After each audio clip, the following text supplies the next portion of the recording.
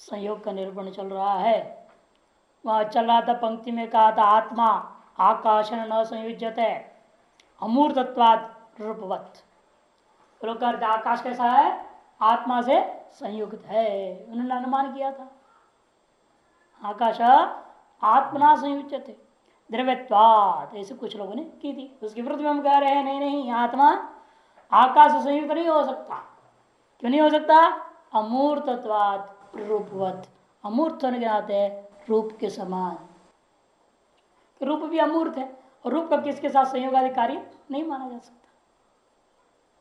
और कोई का नचात्र अद्रव्यत्व उपाधि, अद्रव्यत्व उपाधि नहीं दे सकती आप कि आकाश है ना, न संयुक्त हमारा साध्य है। साध्य का विशेषण क्या है? आकाश है। उस आकाश में अद्रव्यत्व है क्या? तो विशेषण में नहीं रहा। इसे कहते हैं नचात्र अद्रव्यत्व उपाधि आकाश तदभाव साध्य अव्यापकत्वात्।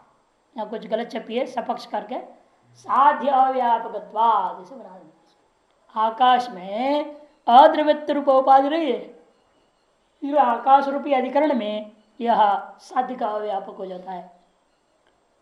विभाग आश्रय नाशाभ्याम च तस्य नाशा। अब कहते हैं ये जो संयोग है इसका नाश होता है। कैसे नाश होता है? दो तरीके से नाश हो सकता है। एक तो विभाग नामक गुण से इसका नाश हो जाएगा। विभाग उसी का नाम है, संयोग नाश हो गुणों विभाग।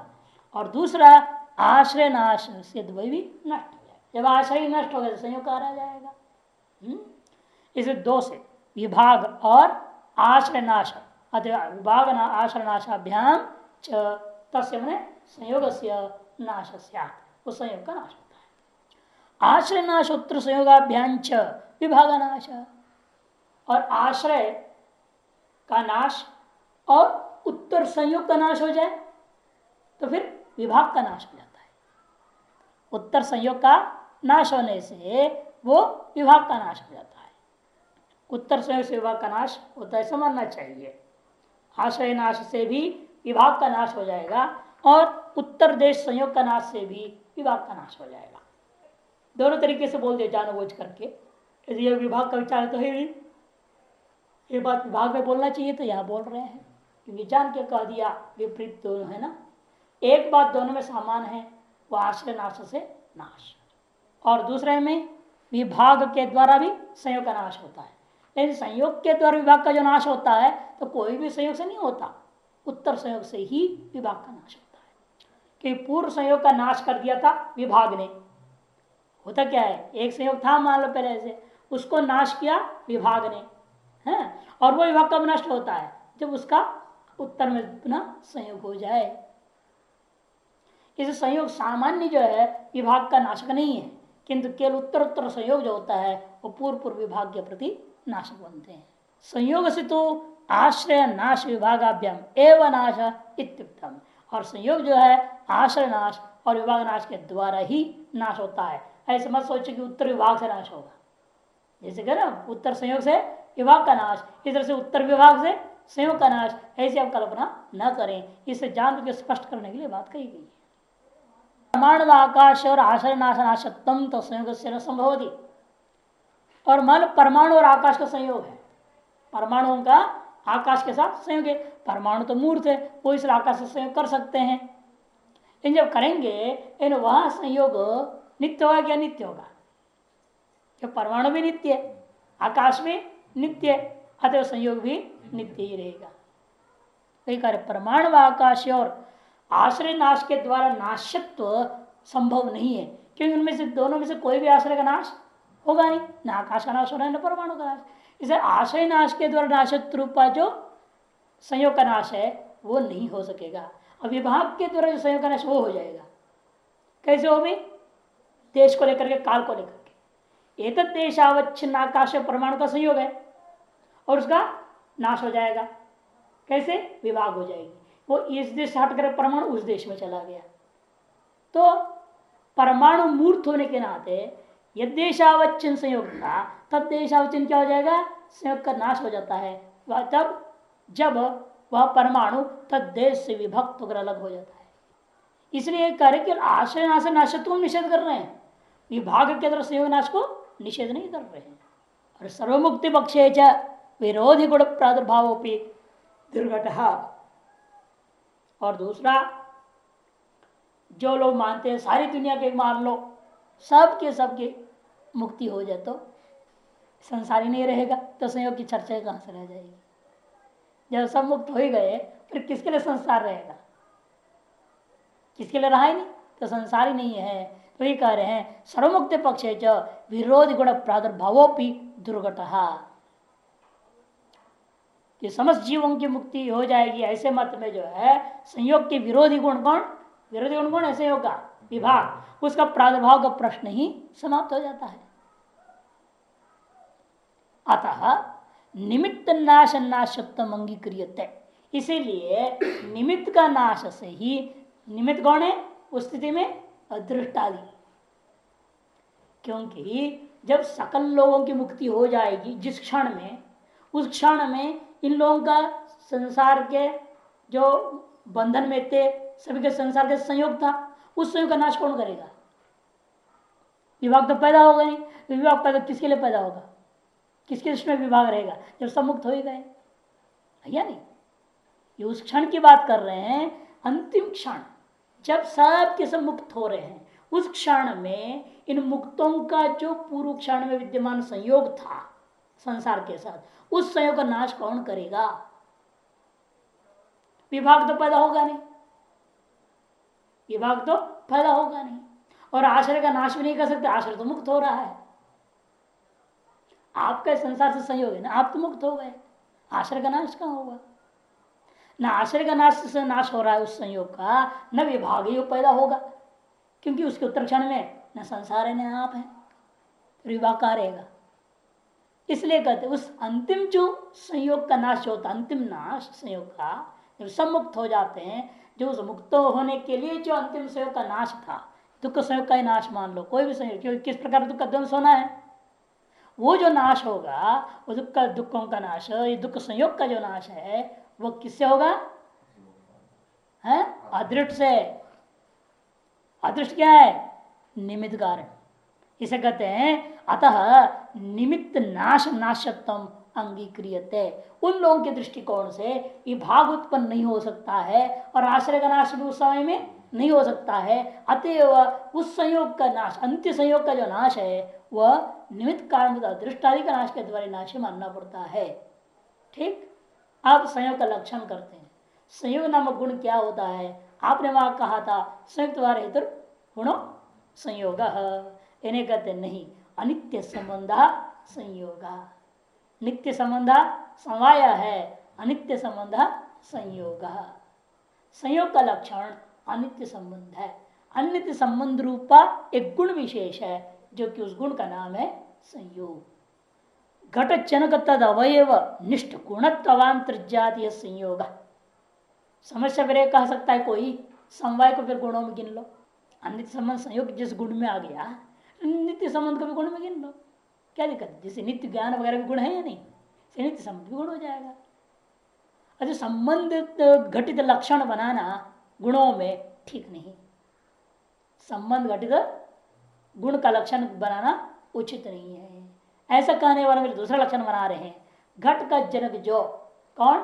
कपाल। उनका अवयव कौन है? कपाल। उन कपाल में निष्ठ जो गुणत्व का अवांतर जाति का नाम संयोग है। क्योंकि उस कपाल के अंदर अनेकों गुण है, पूरे 14 गुण है। जो पृथ्वी का जितना गुण होता है सब अवयव गुण है। अवयव क्या है? कपाल। कपाल है पृथ्वी, पूरे 14 गुण रहेगी। तो उन 14 गुणों में से प्रत्येक गुण की अवांतर जाति वहां पर है। रूपत्व, रसत्व, गंधत्व, स्पर्शत्व है। उसी प्रकार से संयोगत्व जाति भी है।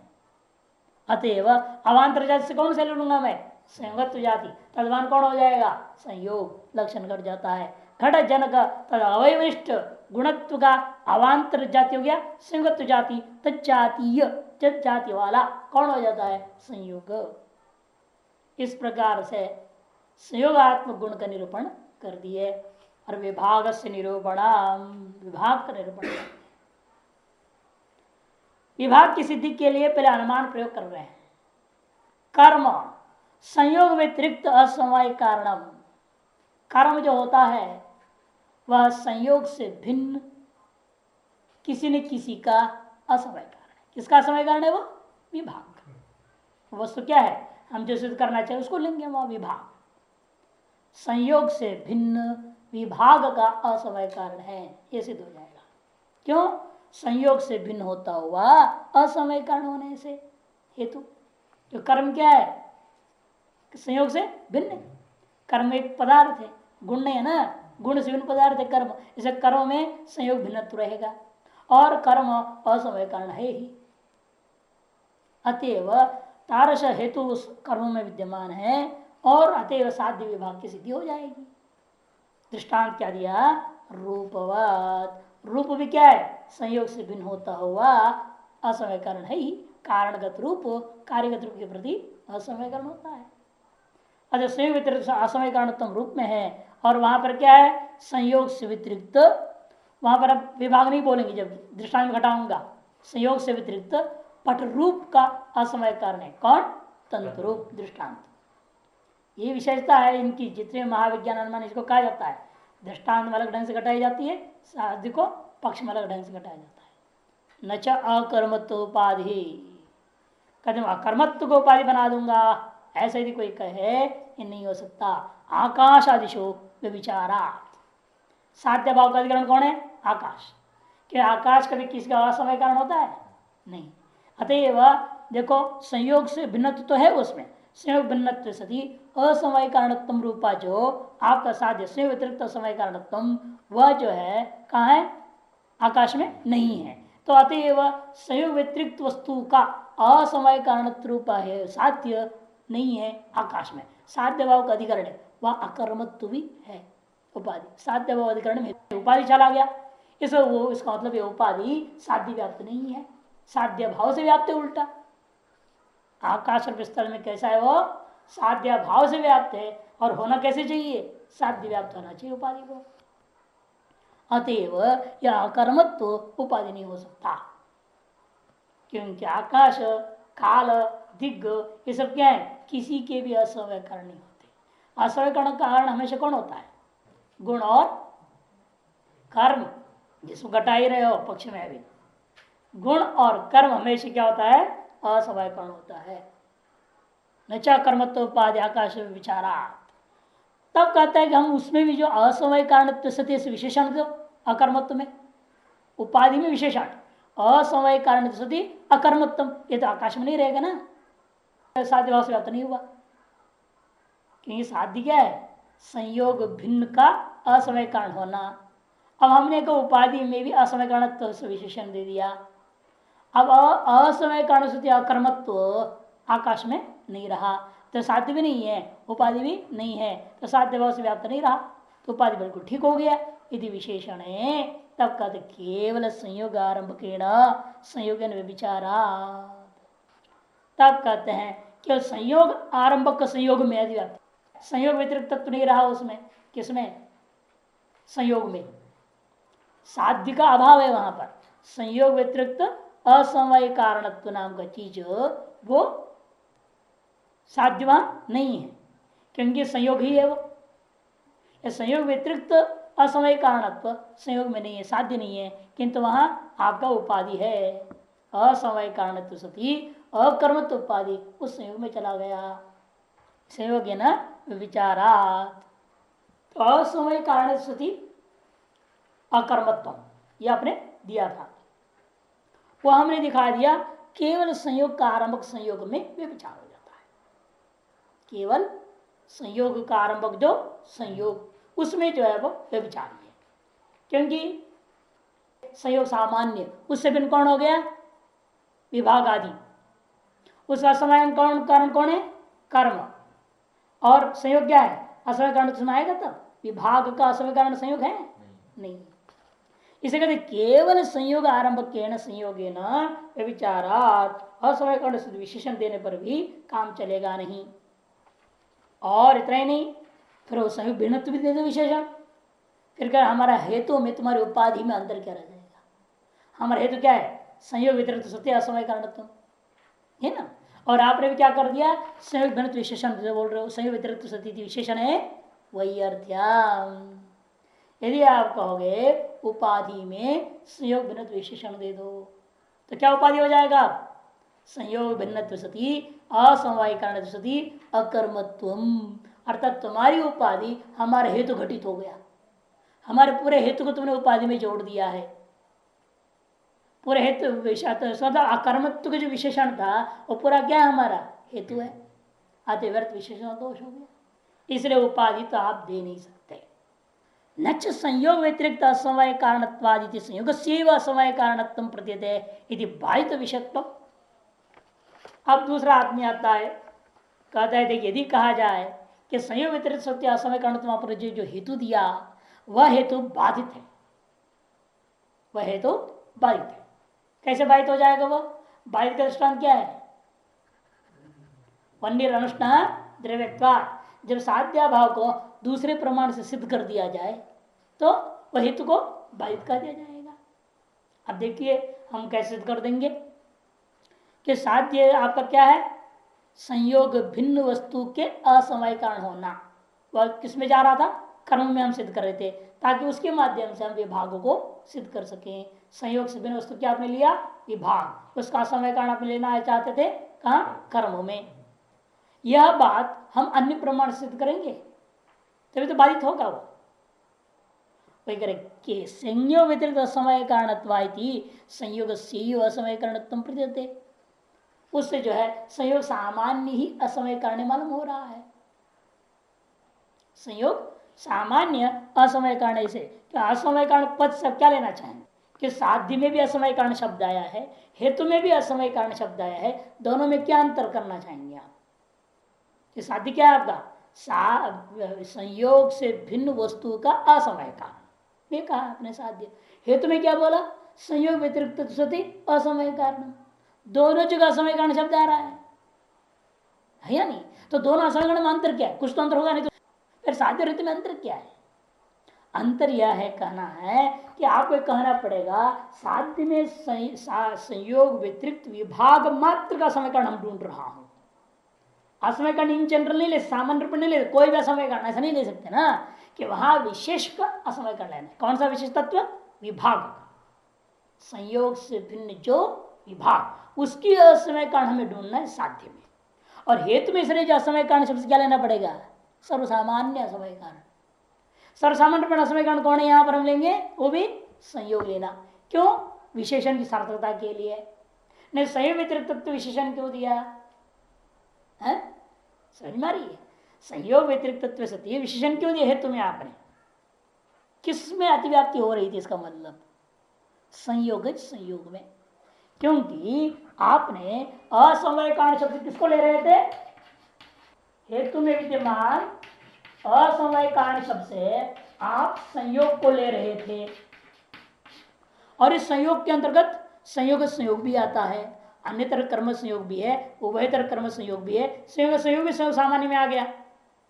अतः उस संयोग में अत्यर्थ निवारण करने के लिए आपने क्या विशेषण दिया है तुम्हें? संयोग व्यतिरिक्त तत्व सती। उससे विशेषण को देखने से मालूम होता है हेतु में रहने वाला समय कारण शब्द में किसको लेना है? संयोग को ही लेना पड़ेगा। और साध्य में रहना असमय कारण शब्द से क्या सिद्ध होगा? कर्म विभाग का असमय कारण सिद्ध होता है। इसे दोनों असमय कारण भिन्न हो कि नहीं हो गए? साध्य में जो असमय कारण है वो विभाग का असमय कारण कहने पर कौन हो जाएगा? वो कर्म हो जाएगा। और हेतु में रहना संयोग सामान्य को लेना। जब संयोग सामान्य को ले लोगे तो तीनों प्रकार संयोग आ जाएंगे। तो संयोग में अत्यर्थ निवारण करने के लिए संयोग वितरित विशेषण दिया हेतु में।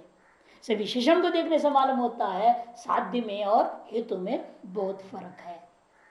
नहीं तो एक जैसे दिखता है, साध्य व्यतिरिक्त असमय कारण तुम यहाँ भी है, वहां भी साध्य व्यतिरिक्त असमय कारण भी कह रहे हो। अतः संयोग से भिन्न संयोग से असमय कारणत्म प्रतीति बाधित विषयत्म, इसलिए बाधित विषयता आ जाएगी, ऐसा नहीं कहना। क्योंकि बाधित दोष कौन दे रहा है? वेदांती। आप ऐसा नहीं कह सकते हैं। अतः संयोग ही असमय कारण सिद्ध हो जाएगा सर्वत्र, ऐसा यदि कोई कहे कद ऐसा नहीं हो सकता।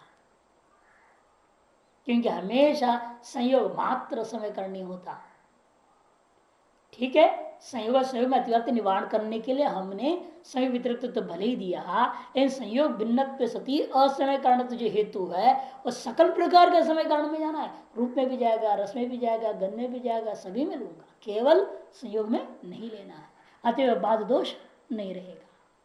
भवताम कर्मण कर्म असमय कारणत्वात्, क्योंकि आपके मत में तो एक कर्म दूसरे कर्म के प्रति असमय कारण भी होता है।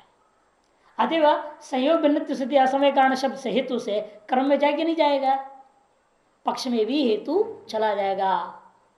क्योंकि संयोग भिन्न स्थिति असमय कारण जो हेतु शब्द से, हेतु में जो असमय कारण से यदि संयोग को ही लेंगे तो वह संयोगत्व पक्ष में नहीं जाएगा। पक्ष में हेतु का अभाव हो गया, पक्ष में हेतु का अभाव होने का मतलब बाह्य दोष हो गया।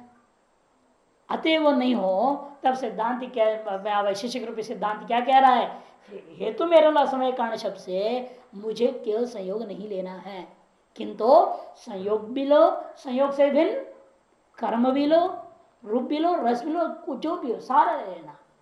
अतः पक्ष में संयोग भिन्न असमय कारण तो कर्म हेतु कर्म रूपा पक्ष में भी विद्यमान है, अतः बाह्य दोष नहीं।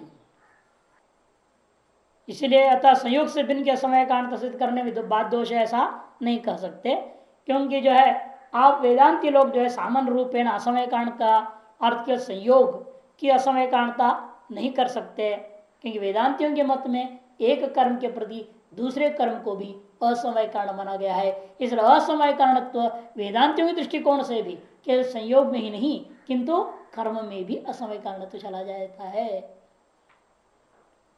प्रतिमान माने सिद्ध साधिता, फिर तो सिद्ध साध्य दोष हो गया। हम साध्य से क्या लूंगा, साध्य से संयोग से वितरित आप क्या ले रहे थे, विभाग। संयोग वितरित कौन, विभाग ले तो साध्य में हम क्या लेंगे वहां, संयोग से वितरित द्वितीय कर्म। द्वितीय कर्म का समय कौन कौन है, प्रथम कर्म हो जाएगा। तो हम वेदांति मत में जो स्वीकृत प्रथम कर्म उसी को आप सिद्ध कर रहे हो। कर्म के प्रति कर्म समय कारण ही अनुमान से सिद्ध हो रहा है, विभाग इस अनुमान से सिद्ध नहीं हो रहा है। अतः यह अनुमान कर्म को ही असमय कारण सिद्ध करने वाला चीज है, विभाग का समय कारण को सिद्ध नहीं करता है। अतः सिद्ध शांत दोष वेदांति देता है। तब कहते भी नहीं हो सकता, अंतिम जो कर्म है उसका असमय कारण कोई दूसरा कर्म हो सकता है क्या? अंतिम कर्म, मान लो आप गांव को जा रहा, आदमी जा रहा है गांव में लगे, तब अंतिम कर्म जो पैदा हुआ वो किस असमय कारण से पैदा होगा, समानाश्रम होना चाहिए ना। असमय कारण क्या होता है, कारणेन वा सह एकस्मिन् अर्थे संवेदम सत्कारण असमय कारण। वहां पर वो मानना पड़ता है उस कर्म के प्रति कर्म असमय कारण नहीं है, वो अंत्य कर्म, उसको मंद गति बोलते हैं। मंद गतो तद अभावात व्यतिरिक्त असिद्धे है, क्योंकि जहां अंतिम कर्म से पूर्व देश से विभाग होकर ग्रामादि प्राप्त विदेश है। अंतिम कर्म क्या है, आपको पूर्व देश हटा के उत्तर संयोग करा दिया है ना, ये अंतिम कर्म है। जो पूर्व संयोग थी पैर यूं था और गांव में यूं पैर रख दिया, जब गांव में पैर पड़ गया तो गांव माल मिल गया, आपको प्राप्त हो चुका है, और आगे का कर्म तो होना नहीं। और यह कर्म किसका समय कारण बनेगा, अंत्य कर्म को पक्ष में रखूंगा, वो किसी का समय कारण नहीं है, फिर साथ जाएगा क्या उसमें, है ना। संयोग व्यतिरिक्त असमय कारणत्व अंत्य कर्म रहेगा कि प्रथम कर्म में तो जाएगा, प्रथम कर्म द्वितीय कर्म के प्रति असमय कारण है, द्वितीय कर्म तृतीय कर्म के प्रति असमय कारण है। इसे सकल पूर्व पूर्व कर्मों को पक्ष बना लोगे, उत्तर उत्तर कर्म क्या हो जाएगा, सातवीं कोटि में रहेगा। तो संयोग से भिन्न कौन हो जाएगा, उत्तर कर्म, उसका समय कौन हो जाता है, हमेशा पूर्व कर्म पक्ष में रख लो पूर्व कर्म को। इस तरह से तो घट जाता है वेदांत मत में। किंतु वेदांत से हम पूछेंगे जब अंत्य कर्म को हम पक्ष बनाएंगे तो उसके उत्तर कोई कर्म है नहीं ना। साध्य में हमेशा क्या लिया आपने, संयोग से भिन्न शब्द से उत्तर कर्म को लिया, और उसका समय कौन कौन हुआ, पूर्व कर्म। इससे साध्य संयोग भिन्न उत्तर कर्म समय कारण जो साध्य पक्ष में पूर्व कर्मों में आ जाता था। लेकिन जब अंत्य कर्म लूंगा तो उत्तर कर्म तो है नहीं, तो संयोग से भिन्न उत्तर कर्म कहां से लोगे आप, साध्य में ले रहे थे ना उत्तर कर्म, अब उत्तर कर्म ले नहीं सकते क्योंकि अंत्य कर्म क्या, कोई उत्तर कर्म होता नहीं। आज उस अंत्य कर्म में संयोग से उत्तर कर्म असमय कारण तो साध्य नहीं रहेगा। ये करें कि मंदगतो तदवातर तार साध्य भावात व्यतिरिक्त तत्व सिद्ध है। इसे व्यतिरिक्त शब्द से उत्तर कर्मों को आप नहीं ले सकते। असंयोग भिन्न शब्द से आपने क्या लिया था, उत्तर कर्मों को, वो आप नहीं ले सकते। द्वितीय आदि उत्तर कर्मों को संयोग से भिन्न शब्द से लिए थे, वो अब नहीं ले सकते। लेना क्या पड़ेगा फिर, अब विभाग को ही लेना पड़ेगा और कोई रास्ता नहीं है। तो विभाग का समय कारण कर्म सिद्ध हो गया तो हमारा पक्ष आ गया। तवच संस्कार से सिद्ध है। यदि कोई कहे वहां वेगाग के संस्कार थी ना, वेगाग के संस्कार नष्ट हो गए, जा रहे थे खटखट जा रहे थे, वेगाग के संस्कार नष्ट हुआ तो वो रुक गया।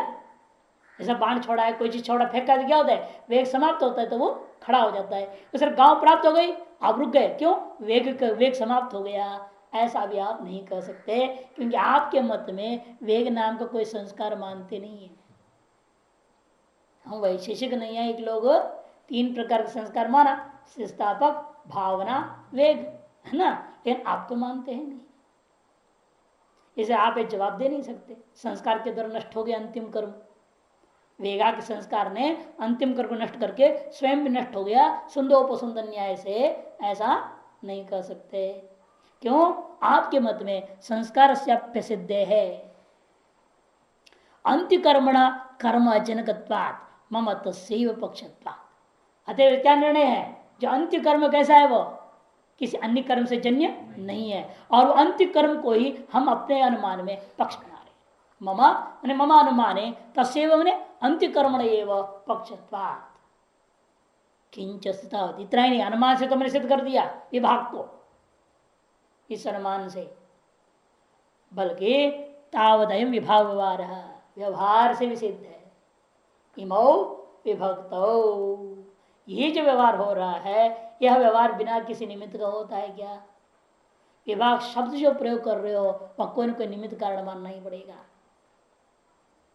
कि किसी भी शब्द प्रवृत्ति के प्रति निमित्त है ही है। द्रव्य, गुण, जाति, कर्म, ये सब निमित्त है ना। द्रव्य, गुण, कर्म, जाति इत्यादि को क्या मानते हैं, शब्द प्रवृत्ति के निमित्त। और विभाग का प्रयोग हुआ और बिना निमित्त का प्रयोग हो जाए फिर तो सारा व्याकरण शास्त्र शब्द शास्त्र पे भंग हो जाएगा। अच्छा, लोक में जो विभाग शब्द का व्यवहार कर रहे हैं, इसे कोई ना कोई निमित्त आपको जरूर मानना होगा। और निमित्त क्या है, गुणत्व। जाति, गुण, क्रिया, द्रव्य है ना, उसमें गुण को ही निमित्त मानना पड़ेगा कि विभाग को कोई द्रव्य नहीं बोलते। इमो घटो विभक्त हुआ ना, घट में हम देख रहे विभाग को, अति विभाग द्रव्य नहीं है। हम घट में विभाग को देख रहे हैं, अतः घट क्या है, घट को द्रव्य जानते ही है सभी, और घट में मैं विभाग को देख रहा हूं, अतः विभाग द्रव्य नहीं हो सकता है। किंतु घट से भिन्न, घट में रहने वाले रूप आदि के समान विभाग को एक गुण मानना पड़ेगा, ये सिद्धि होती है। न च संयोगा भाव निमित्ता, और कहो न चासो निर्निबंधना, कहते ना पहले, न चासो निर्निबंधना, बिना निमित्त का है ऐसा नहीं कहो, निमित्त से ही हुआ है। और निमित्त कौन है, गुणत्व ही निमित्त है। यदि कोई संयोग भाव का निमित्त मान लो, विभाग का व्यवहार ये दोनों अलग अलग है, दोनों विभक्त है, इस व्यवहार के प्रति इन दोनों के बीच में संयोग नहीं है। संयोग भाव ही विभाग शब्द के प्रयोग के प्रति निमित्त है, ऐसे मान लो। ऐसे भी नहीं कर सकते, क्यों, संयोग का अभाव पैदा कौन करता है, विभाग हुए बिना संयोग भाव हो जाएगा क्या। क्योंकि संसार में क्या देखा जाता है, संयुक्त वस्तुओं को विभाग किया जाता है, मैंने संयोग का नाशक, मैंने संयोगा भाव का जनक है विभाग। अतएव विभाग का व्यवहार के लिए संयोगा भाव कारण बनेगा क्या। पिता के जन्म के प्रति पुत्र कारण है, ये नहीं होता। पुत्र के जन्म के प्रति पिता कारण होता है ना, उल्टा थोड़े है। पिता पैदा क्यों हुआ, क्योंकि वो बेटा पैदा हुआ था, ऐसा कैसे होगा। अरे बेटा पैदा इसलिए क्योंकि पहले से पिता पैदा था, ये कहना चाहिए। इसीलिए कहते हैं कि संयोगा भाव पहला है कि विभाग पहला, विचार करके देखो। तब सिद्धांत का कहना है संयोग पहले रहता है और उसका नाश करेंगे तब विभाग संयोग भाव आएगा। ये संयोग का भाव तब आएगा ना जब संयोग का नाश हो। और संयोग का नाश कौन करेगा? विभाग करेगा। इसे विभाग पहले आएगा, बाद में संयोग का भाव ना। संयोग थी, उस संयोग का आपने विभाग किया तो संयोग का भाव उत्पन्न होगा। अच्छा, संयोग हुए दादाजी, विभाग पिताजी, संयोग का भाव बेटा, ये क्रम हो गया ना एक तरह से। अतएव संयोग भाव को आप विभाग शब्द के प्रयोग के प्रति निमित्त नहीं मान सकते, क्योंकि जो है विभाग जो है बल्कि उल्टा संयोग भाव की उत्पत्ति में जनक कारण है। संयोग नाश एवं कारण भावात कि संयोग नाश उल्टा विभाग कारण बनता है। न च कर्मण तत्र कारणत्व, कहते नहीं संयोग के नाश को तो हम कर्म से कर देंगे। संयोग का नाश विभाग से क्यों करूंगा? कर्म से कर रहे हैं, हम फाड़ रहे हैं, हमारे कर्म से विभाग हुआ है। तो संयोग का नाश हमने किया कर्म से, और संयोग था उस कर्म से हमने संयोग का नाश किया, उस संयोग का नाश में विभाग शब्द का व्यवहार हो गया, ऐसा मान लो। आप संयोग विभाग संयोग का भाव ये क्रम मान रहे हैं ना। वो कहते नहीं नहीं, संयोग कर्म और संयोग का भाव, और उस संयोग का भाव में विभाग शब्द का व्यवहार, ऐसा मान लीजिए। ये पूर्व पक्षी कहता है कि वैशेषिक और नए को कहना है संयोग रहता है, इस संयोग को हमें क्या करना पड़ता है? विभाग करनी पड़ती है। उसका नाशक गुण विभाग होगा, और वह विभाग की वजह से संयोग का भाव का व्यवहार हो जाता है। हम उल्टा करें, पूर्व पक्ष कहते नहीं नहीं, संयोग था ये हम मानते पहले, दादा के विषय में कोई लड़ाई झगड़ा नहीं, बाप बेटे को कौन किसको मन नहीं चल रहा है, संयोग है इसे कोई संशय नहीं, लेकिन उसका नाश करने के लिए विभाग जरूरत है, ये क्रम जरूरत है, लड़ाई है। वैशेषिक न्याय कहते हैं संयोग का नाश कौन करेगा? विभाग करेगा। और वेदांती कहता है नहीं, संयोग का नाश करेगा कर्म। तब जब चाहे विभाग नाश करे चाहे कर्म नाश करे, जो उत्पन्न होने वाला पोता तो पोता ही है, वो संयोग का भाव ही है। लेकिन अब विचार है उस संयोग भाव में विभाग शब्द का व्यवहार हो रहा है, वेदांति पक्ष है, और दूसरे नहीं, संयोग भाव विभाग का कार्य है। नहीं है करो वैशेषिक का कहना, विभाग का कार्य संयोग भाव है, परस्पर निमित्त निमित्त भाव नहीं है। संयोग भाव विभाग शब्द के प्रति निमित्त नहीं है।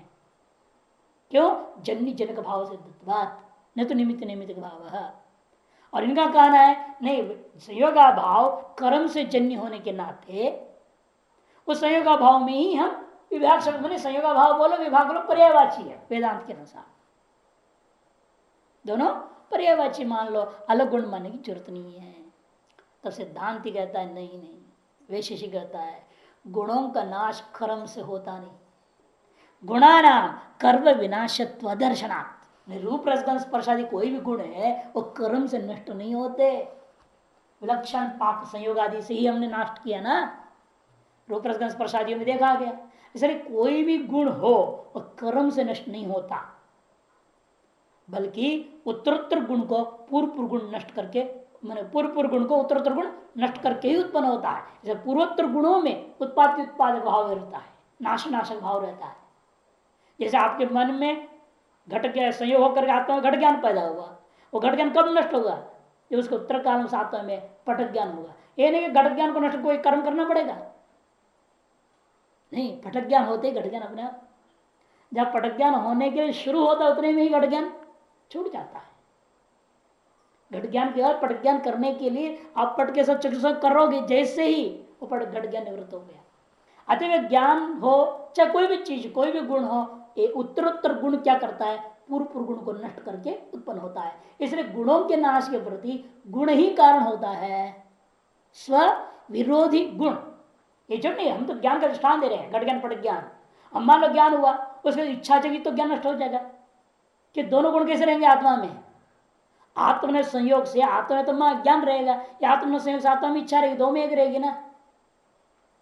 जब इच्छा रूपी गुण पैदा होगी तो ज्ञान रूपी गुण नष्ट हो गया मानना पड़ेगा। इस तरीके से स्व विरोधी गुण, इसलिए हम क्या कहेंगे? पूर्व गुण का नाशक कौन होता है? उसका विरोधी कोई ना कोई गुण पैदा हो जाए तो पूर्व गुण नष्ट हो जाता है। इसे गुण का नाशक गुण ही है, गुण का नाशक कर्म नहीं है। ये वेदांत के इस तरह से खंडन कर दिया। गुणानाम कर्म विनाशत्व दर्शनात्, विप्रतिपन्न संयोग न कर्मनाश्य गुणत्वात् संप्रतिपन्नवत्। और अनुमान से भी हम सिद्ध कर रहे हैं विवादास्पद जो संयोग है वह संयोग कैसा है, कर्म के द्वारा नाश होने योग्य नहीं है, गुण होने के नाते संप्रतिपन्न रूप आदि के समान। जैसे उभय मत में स्वीकृत है, वेदांत भी नहीं कहता है हम रूपों को किसी क्रिया से नाश कर डालेंगे। वेदांति भी नहीं कहेगा कि हम रूप को क्रिया से नाश करेंगे, कर्म से नाश कर देंगे, ऐसा नहीं होता। इसलिए उभय मत स्वीकृत क्या है, रूप वह कर्म से नाश नहीं है, उसको दृष्टांत बना दिया। नच विभाग विनाशियोपि न भवति, तो पूर्व पक्ष कहता है विभाग के द्वारा भी संयोग विनाश नहीं माना। वो अनुमान कर रहा है ठीक विपरीत, आपने कहा विपरीत संयोग कर्मनाश नहीं है, तो वेदांति कहता है तो विप्रतिपन्न जो संयोग है वो विभाग के द्वारा भी नाश करने योग्य नहीं है, कर्म से नाश करने योग्य नहीं है, तो विभाग से भी संयोग नष्ट नहीं होगा। क्योंकि ये क्या आपका क्या आधार है कि ये निर्णय ले रहे हो संयोग का विरोधी गुण विभाग है, विरोधी गुण होना चाहिए ना, विरोधी गुण ही आपके वैशेषिक न्यायिकों की बात क्या वेदांति पूछ रहा है उससे, भाई आपने कहा विरोधी गुण पैदा जब होता है तो पूर्व गुण नष्ट होता है, पूर्व में विद्यमान जो गुण कौन है यहाँ संयोग, उसका नाश करने में विश्व विरोधी गुण कोई पैदा होना चाहिए, और आपने कहा विभाग उसका विरोधी गुण है, ये कौन तय कर रहा है? ये कैसे निर्णय होगा कि संयोग का विरोधी गुण विभाग ही है, ये कौन नहीं निर्णय कर? हम कहते हैं विभाग उसका विरोधी गुण नहीं है, अब तुम सिद्ध करो है करके। इसलिए वेदांति का अनुमान है यहाँ संयोग कैसा है, विभाग नाश नहीं है। तब सिद्धांत वैशिष्ट ऐसा मत कहो, विभाग विनाश्योपि न भवति न च वाच्यम, क्यों तस्मादेव इति सांप्रतम, कि सारी दुनिया में बात प्रसिद्ध है, हम संयोग को विभाग से नष्ट कर देते हैं। कहते ना देखो उन दोनों देशों में बड़ा सा मित्रता थी, न संयोग था, हमने उसमें फूट डाल दिया, फूट डालने का मतलब क्या, विभाग कर दिया, मैंने संयोग को नाश कैसे किया, विभाग से ही किया है ना, फूट डाल के तो राज किया सारी दुनिया को अंग्रेजों ने, जहां गए फूट डाला, फूट डालने का मतलब क्या, विभाग करना, डिवाइड एंड रूल पॉलिसी उनका था, फूट डालो और राज करो, ये उनकी सिद्धांत थी। यही लोग आजकल भी सभी जान के अनजान के करते ही हैं। अब आश्रम में रहने वाले भी क्या देखता है, अब हम कैसे कोठारी बने, तो क्या करेंगे, जो कोठारी उसके खिलाफ शिकायत कर देंगे उधर जाकर मंडलेश्वर से, लड़ाई बढ़ा देंगे, और टेंशनबाजी हो जाएगी, उसको निकाल देंगे, हम कोठारी बनी जाएंगे एक न एक दिन। तो फूट डाल करके राज करना आज भी साधुओं में भी चलता है, सब जगह चल रहा है। दो के जो फूट डालेंगे तब ना अपना मजा आएगा, अपना राज चलेगा, ये हर जगह चलता है। आदमी नहीं सोचता है कि हम अपने अधिकार को स्थापित करने के लिए हम किस तरीके से दूसरे फूट डाल रहे हैं, वो नहीं समझ पाते, लेकिन कर यही रहे हैं, सभी लोग अपनी जिंदगी काट रहे हैं ऐसे ही, नहीं तो कैसे काटेंगे जिंदगी। इसे कहते हैं देखो तस्मादेव इति सांप्रतम प्रतियोगी सिद्धिया व्याप्य सिद्धे है, कि प्रतियोगी संयोग के विरोधी विभाग के सिद्ध न होने पर तदघटित व्याप्ति सिद्ध नहीं हो सकता। और ऐसे प्रतियोग के विरोधी कौन है, प्रतियोग कौन संयोग, उसका अभाव में इसका विरोधी, विरोधी कौन है, विभाग। जब तक विभाग सिद्ध नहीं होगा तब संयोग नाश भी सिद्ध नहीं कर सकते आप। और विभाग सिद्ध हो जाए तो हम कैसे सिद्ध कर सकते विभाग को, संयोग नाशकत्व ही विभाग सिद्ध हो सकता है, अन्य कोई तरीका नहीं है। अतः कार्य कारण भाव के बिना संयोग नाश को विभाग के बिना सिद्ध नहीं कर सकते, और विभाग को संयोग नाश के बिना आप मान ही नहीं जा सकती। अतः विभाग की सिद्धि होने पर संयोग नाशक रूपी जो है नाशकत्व नहीं, उस विभाग को हम सिद्ध कर पाएंगे। सिद्धौ, सिद्धौ मने क्या सिद्धौ, विभाग सिद्धो वा, विभाग की सिद्धि होने पर तद विनाशकत्वेनैव कल्पना, तद मने संयोग विनाशकत्वेनैव विभाग कल्पना से, विभाग की कल्पना हो सकती है। क्यों, निष्कारण कार्य असिद्धे है, क्योंकि बिना कारण के कोई कार्य उत्पन्न ही नहीं होता है।